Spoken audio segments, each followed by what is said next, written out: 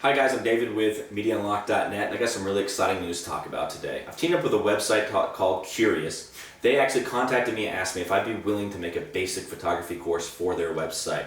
And I was like, sure, I would love to. So we worked out the details over a couple weeks of how we wanted to shoot, what we wanted in the course, what would be best for people learning the basics of photography. So we made up a shot list of 12 videos that we wanted to make to teach you guys the basics of photography, and then I started working on it. It took me about 3 weeks to make the full course, and I'm here to tell you guys and kind of promote the videos because it's a really good in-depth course teaching you the basics of photography. And I'm just going to run down the list of all the cool stuff that we're going to teach you over a 12-part video. It's about it's over 100 minutes long of just awesome footage teaching you guys how to go from automatic to manual and really learn how to take your photography skill to the next level. So in our first video, we talk about RAW versus JPEG and why, in my opinion, you really should be shooting RAW over JPEG. But in some circumstances, JPEG can be better than RAW, and we go over that. In video 2, we go over ISO. I teach you the technical aspects in part 1 of ISO, of how ISO works and what it does. And in part 3, we go out into the field and we actually see firsthand how ISO works. So you get a hands-on review of really how ISO works. And we do the same thing with shutter, f-stop, and white balance. Again, we go over the technical aspects of those things, and then we go out into the field and we show you how it works. So for those people that are more technically inclined, the technical aspect, we draw stuff on a whiteboard, I explain how things work. And then those for you that are more hands-on, more visual, you need to see it. You need to get examples to understand how it works. Well, we make a video for each one of you, and those of you that are just kind of in between and need both aspects, you're gonna have that option, okay? So we knock out RAW versus JPEG, ISO, shutter speed, aperture, white balance, Kelvin temperature.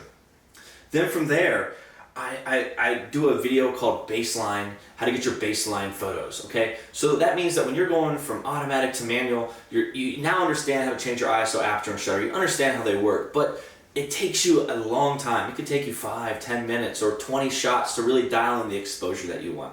Well, I'm gonna teach you a really cool trick in 5 minutes, how I can dial in my exposure when I first started out as a photographer in less than 5 shots. So in less than 5 shots, I will be able to dial in what I want as an exposure, okay? So once we knock that video out, we go into histograms. This is where it gets a little more difficult. And I start explaining to you guys how histograms work. I do a screenshot video of Lightroom with some pictures, and we look at the histogram, and I explain stuff about the photos so you can get a very hands-on and technical feel on how histogram works, because histograms are very important. If you learn how to read a histogram, you can almost get your exposure within 2 shots. You learn the histogram, then you can read your histogram on the back of your camera, and you will get your exposure almost dead on 9 times out of 10 within 2 shots. So histogram's huge, and I try to teach it in a way that you can understand, because we all know histograms can be very confusing and scary starting out as a photographer.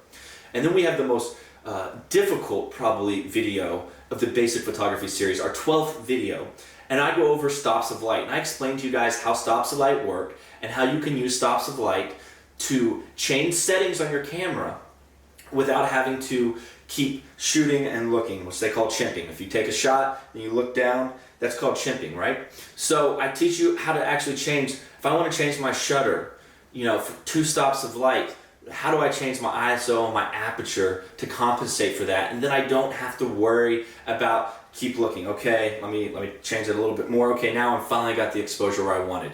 So we go over stops of light in video 12. It is the most difficult. I try to make it as easy as easy as possible for you guys to understand. But it's a very important thing, because I feel like a lot of photographers don't know how stops of light work, and they don't really dive into the whole stops of light thing for years after they become an amateur photographer, after they've been shooting. So we try to knock that out on our 12th video. And the cool thing is you can go back and rewatch these videos whenever you want.